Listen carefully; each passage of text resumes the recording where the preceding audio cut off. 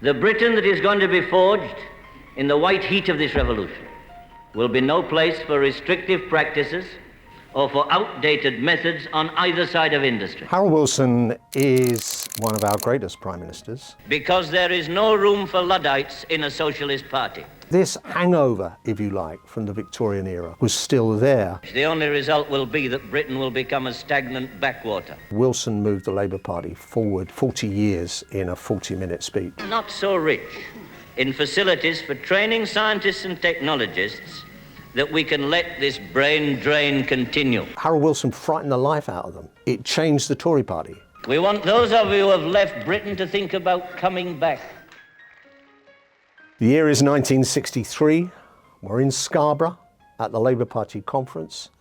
It's the 1st of October, and Harold Wilson is about to give his first speech as leader of the Labour Party and leader of Her Majesty's loyal opposition. Harold Wilson is, I would say, one of our greatest prime ministers.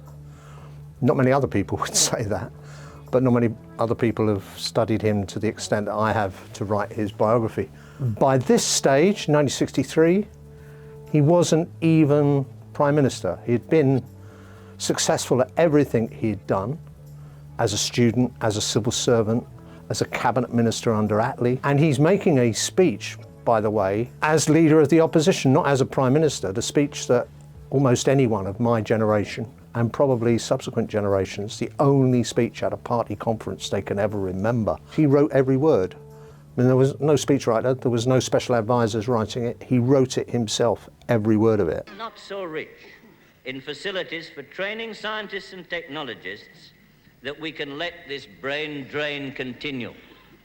We are not even selling the seed corn. We are giving it away. And one message I hope this conference can send out, not only to those who are wondering whether to emigrate or not, but to those who've already emigrated, is this: we want you to stay here. He was a great orator in the end. It wasn't always like that. When he first came into Parliament, he concentrated too much on statistics and facts and figures. And one of the parliamentary sketch writers said that his speeches were mountainous sandwiches of tedium, which didn't do his confidence a lot of good.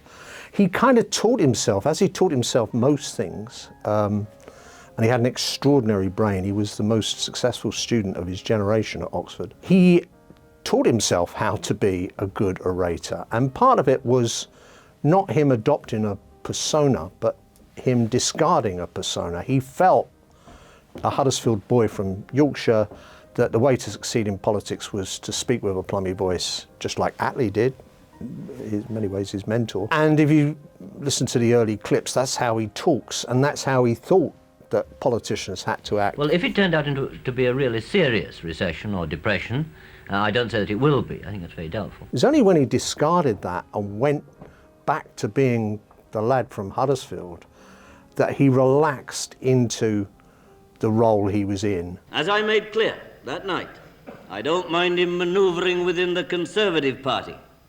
I have the right to object to his manoeuvring in relation to Labour members of Parliament. People flocked to the House of Commons to listen to. That happened when he was Shadow Chancellor, so long before he was Leader of the Opposition. So he was a great orator, but he was also good at repartee.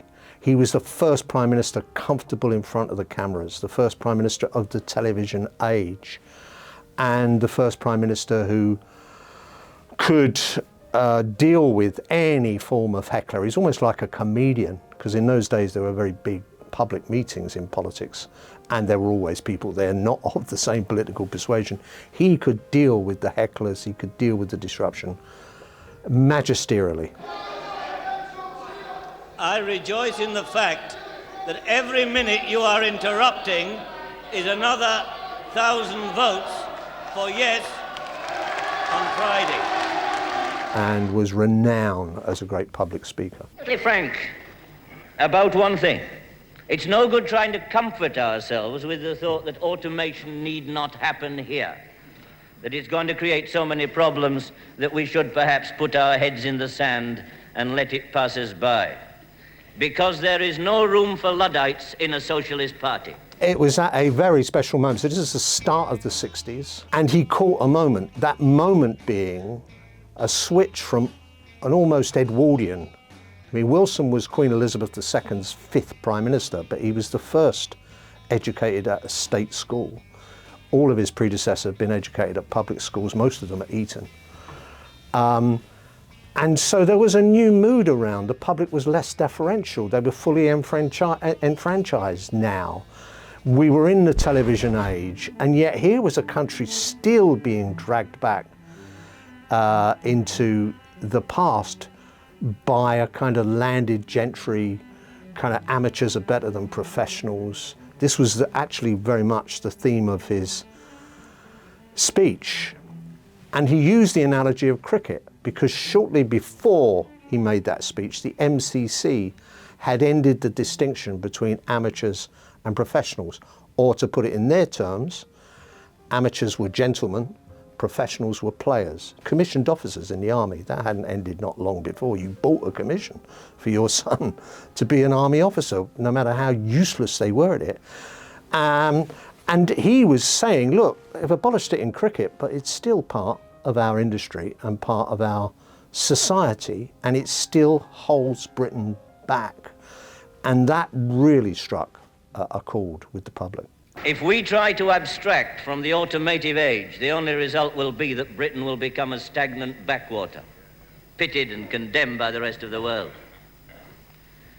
The danger, as things are, is that an unregulated private enterprise economy in this country will promote just enough automation to create serious unemployment, but not enough to create a breakthrough in the production barrier. Signaled to the public that here was a man who, from fairly humble beginnings, lower middle class, wasn't exactly working class, Dad was an industrial chemist, worked his way up through the system to be the first ever Oxford student to get an Alpha Plus at economic theory, won all the glittering prizes while he was still at Oxford, the Gladstone Prize, the Webb Medley Memorial Prize, had worked with Beveridge on this great transformation after the war of the welfare state. He'd been a statistician working with Beveridge on that. And yet he liked HP sauce, and he smoked a pipe, and he spoke with a Yorkshire accent. And people identified with that. I called my biography, Harold Wilson, 20th century man. He wasn't the first Prime Minister born in the 20th century. He was the second. His predecessor was the first, but his predecessor was the 14th Earl of Hume. And that, to Wilson, with all that he was trying to say, to project, as he put it himself, he's trying to project the Labour Party not as a cloth cap, but with the white laboratory coat, and giving him the 14th Earl of Hume as the leader of the Conservative Party was obviously a gift. And relevant also to these problems are our plans for a University of the Air.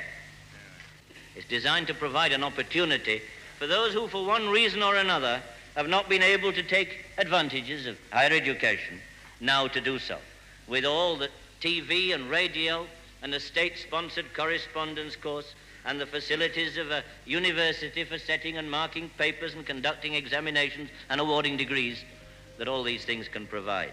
I think many people then saw their lives transformed and kind of could trace the genesis back. So, for instance, he called for an increase in the number of university places of 250,000. That sounds a strange thing, that was revolutionary, but it was, because many people qualified to go to university, but there wasn't a place because society kept the university education as the preserve of a small elite. 2% when I was born, 4% when I left school. So him calling for this huge expansion of higher education was by no means uncontroversial. This idea that less is more, that if you keep higher education to a small elite, that's good for the country.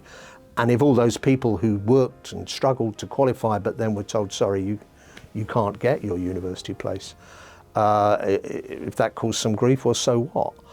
He also called for the Open University, called it the University of the Air. Very much his baby, which he installed in power, and where many of those people who had not had the opportunity of university education could get their degree, could use their accumulated knowledge to get their degree. These policies I think will provide the answer to the problem of Britain's declining industries and Britain's declining areas. We reject the Conservative solution of mass depopulation of Britain's traditional industrial areas. And remember this, when we set up new industries based on science, there need be no argument about location, no costly bribes to private enterprise to go here rather than there. We shall provide the enterprise and we shall decide where it goes. The Tory party never elected an old Etonian after that until David Cameron. They elected Ted Heath, who very much grammar school boy. Then they elected Margaret Thatcher. Then they elected John Major. Harold Wilson frightened the life out of them in that, you know, a few men deciding, smoke going up the chimney and all that. It changed the Tory party. And I think it did make Harold Wilson's name. For many years, he was the most popular politician anyone could remember. Popular, but not a populist. The Britain that is going to be forged in the white heat of this revolution will be no place for restrictive practices or for outdated methods on either side of industry. Do you know, if someone like Alistair Campbell or one of the many kind of gurus that we have now in public relations and political advisors and speechwriters and all that had invented that phrase, they'd have been very proud of it. And really, without that, I don't think we'd remember the speech. You have, the language has to be right, as well as the argument being right, as well as the mood being right, as well as catching the zeitgeist, if you like, spirit of the age. You have to have the language that matches it. And there needs to be a bit of poetry. Famous American politician said the problem with political parties is they campaign in poetry and they govern in prose. Here was Wilson campaigning in poetry because the white heat of technology lifts the whole thing up and makes the speech interesting. Wilson dominated politics in the 60s in this country to the same degree as the Beatles dominated popular music. You know, when you look at a man who, never mind legalizing homosexuality, legalizing abortion, to stopping the backstreet abortionists, it's changed to the divorce laws. There were so many people, women mainly, trapped in unhappy marriages. So in terms of those huge advances, he deserves his place at the top, at least near the top of great prime ministers. Why hasn't he got that already? Well, because Wilson was such a master of the political arts, he outwitted so many people. You know, he did a deal with Enoch Powell in the gents' toilet of the I lobby in the House of Commons, the only place he could meet Enoch Powell without drawing any attention. Add to that, we haven't spoken about Marcia Williams, but the kind of idea that there was some, you know, sexual liaison. I mean, you just have to look at Lloyd George moved his mistress into 10 Downing Street, Francis Stevenson, 2 bedrooms away from where he slept with his wife. You know, we're finding out more and more because of Robert Harris's brilliant book on Asquith, the affair he was having. Poor Harold Wilson, at the time, some of the Marcia stuff, some of it very much about the misogyny of the time. A woman in politics couldn't possibly be as bright and intellectual and as influential as Marcia was, but she was. Partly connected to that so-called lavender list, the people that he put in the Lords, who it was claimed by his own press officer, by the way, Joe Haynes, that it wasn't Harold's list, it was Marcia's list written on her lavender notepaper, which is nonsense. Of course Wilson would have discussed it with his political secretary, but it was his decision, and some of those names were very questionable. But I think any reappraisal must just list those achievements as achievements that trump anyone. I mean, I wouldn't say a word against Churchill in terms of a great war leader. Didn't do much domestically. There's no domestic advance under Churchill. All those great advances came under Wilson.